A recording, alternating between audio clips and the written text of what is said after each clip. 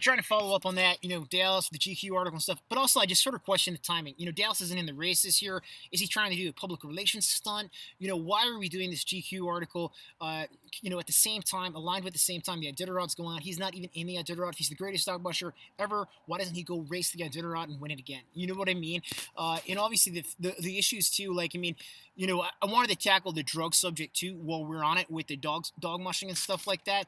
I mean, here's some B12. You know what I mean? Is that a drug? Uh, you know, you know what I mean? I remember, years ago talking to some of the seavey handlers, and they were giving their dogs, mixing some like creatine in their dog's food. I don't think that if anything, that might cause problems, not help. And but more so, like it's really hard to tell, And moreover, I don't think that that's the advantage that they leverage. And I remember talking about this when Craig was covering that stuff as it was going down and the CV skill. I think it's more likely, like I said back then. I'm just going to do it, not defending Dallas, but just objectively looking at that race organization as it was and as it still is with Mark Nordman, how acutely political they were and how Dallas had spoke against them. Like when I was younger, I spoke out about them raising the entry fee, astronomically from like 1,000 or 2,000 up to like 5,000. It's a chunk of money. I mean, anyone who's like following the race is not a musher. I mean, it's enough money to go buy a four-wheeler or buy a car.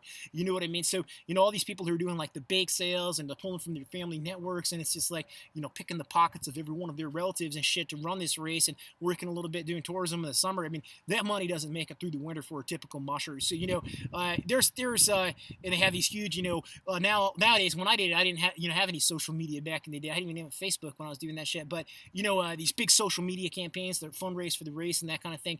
And it's just the whole thing in the tourism and trying to basically get a monopolize the tourism market for it. Now we're seeing the reality TV monopolize the reality TV market, but I think the Seabees, in terms of their advantage, they really had just a sheer number of dogs. They were breeding, raising a lot of dogs. There was concerns about them culling like a lot of the big kennels, and they were playing the numbers game. That was their advantage, not drugs. You know what I mean? And if drugs, I think it's more likely Dallas's ex or just some might have drugged the dogs with a tramadol. I don't think Dallas did it, and I think the more sketchy advantage is just playing that numbers game